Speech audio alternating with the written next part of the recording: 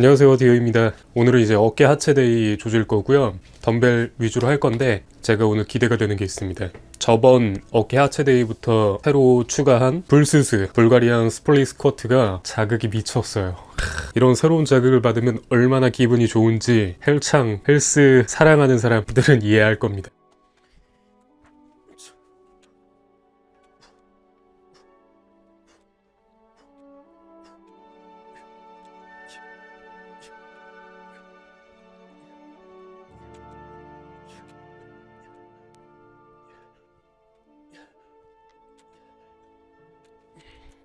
요즘 제가 제 영상 보면서 그런 생각이 들었습니다. 컨텐츠명을 좀 바꿔야 되나. 다 잔소리야. 오늘의 운동 잔소리라든가 이런 식으로 바꿔야 되지 않을까 싶습니다. 저처럼 이렇게 운동에 대해 잔소리하는 사람 있습니까? 있을 수 있죠. 아무튼 오늘 드릴 그럼 잔소리는 몸무게, 체중계 숫자에 너무 크게 연연하지 말라는 말씀을 드리고 싶습니다. 몸무게는 너무나 많은 것에 영향을 받습니다. 체수분, 변, 내장, 뭐 여러 가지. 그렇기 때문에 그 변화하는 게 아침에도 다르고 저녁에도 다르고 오늘 다르고 내일 다르고 그렇기 때문에 그거에 휘둘리는 순간 심리적으로 너무 스트레스가 많아져요. 내가 스트레스거리를 내 스스로 만들어내는 꼴입니다.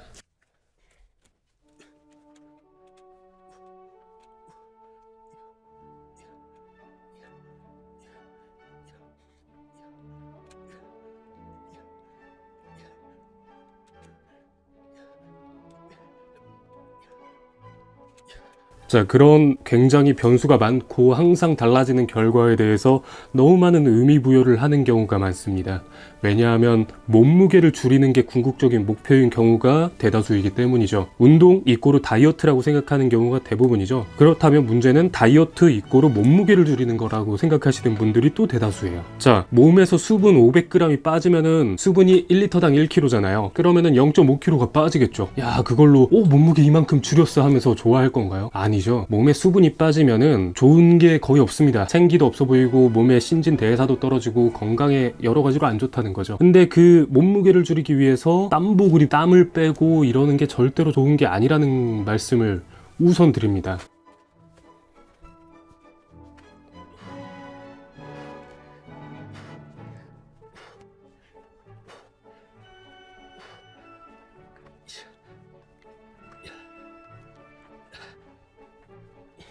아니 뭐가 됐든 진전이 있고 그럼 좋은 거 아니냐라고 물어보신다면 목표가 다이어트라는 것에 대해서 저는 나쁘게 말할 거 전혀 없다는 생각을 합니다. 저도 다이어트가 목적이어서 운동을 처음에 시작했었습니다. 볼록 나온 배가 너무 보기 싫었거든요. 하지만 다이어트라는 거를 사전적인 정의를 봤을 때 체중을 감량하는 것이 이제 궁극적인 다이어트의 사전적 의미가 아닙니다. 저희가 뭐 이런 말장난을 하겠다고 제가 말씀드리는 게 아니라 다이어트라는 게 신체의 대사와 균형, 영양적인 부분에 대해서 건강함을 찾는 행위라는 거를 말씀드리고 싶어요. 극단적으로 여러분들이 일주일 동안 물도 막 요만큼 마시고 음식도 이만큼 먹어가면은 살은 어떻게든 빠지겠죠. 일주일 만에 뭐 5kg 이상이라도 빠질 수도 있습니다. 다만 그게 건강할까요? 유지가 될까요? 절대 아닙니다. 거식증 환자분들처럼 먹토, 뭐 먹배 이런 거 한다는 분들, 여러분들도 이제 이미지화를 했을 때 거식증이신 분들 봤을 때 건강하지 않은 사람들이라는 이미지가 있잖아요. 여러분들이 무작정 몸무게 수치만 빼려고 한다면 그분들과 다를 게 없습니다. 그분들을 맹목적으로 비난할 마음은 없습니다만 건강한 방법이 아니라는 것을 말씀을 드리는 겁니다.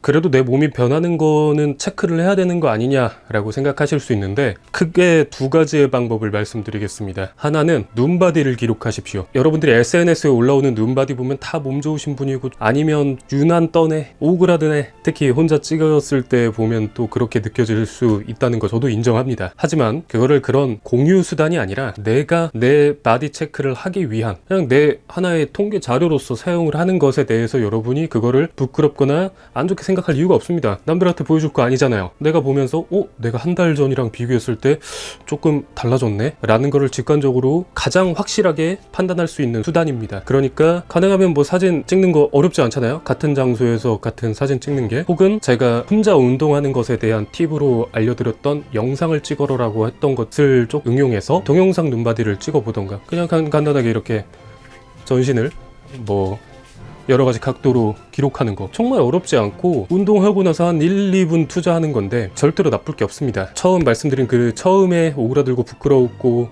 그런 거를 이겨내면 분명히 좋은 영향이 있다고 제가 자부할 수 있습니다.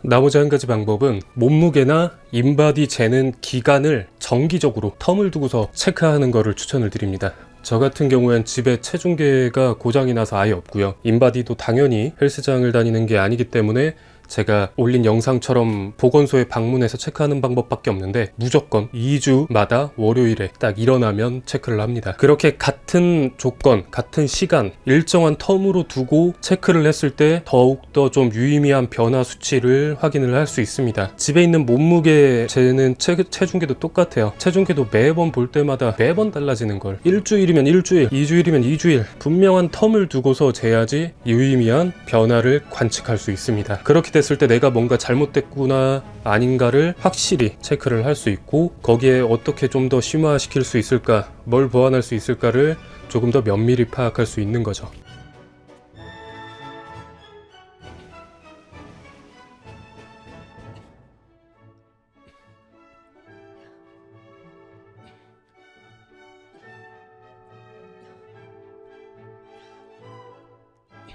우리가 운동을 지속함에 있어서 지속하게 만들게 도와주는 무언가를 더하는 거는 한계가 있을 수 있습니다. 삶의 밸런스와 자신의 운동에 대한 무게 등 여러 가지 여건으로 한계가 있을 수 있는데, 그렇다면 그 한정적인 상황에서 유지하기 쉽게 만드는 방법은 운동을 끊게 되고 못하게 만드는 요소를 제거하는 거죠. 그것 중에 제가 지금 말씀드린 스트레스, 이거를 컨트롤할 수 있다면 운동을 유지하기가 좀 더 엄청나게 쉽다. 이건 절대로 과장이니까 그렇게 말씀은 못 드리겠지만 분명히 조금이라도 도움을 줄 거라고 저는 자신 있게 말할 수 있습니다.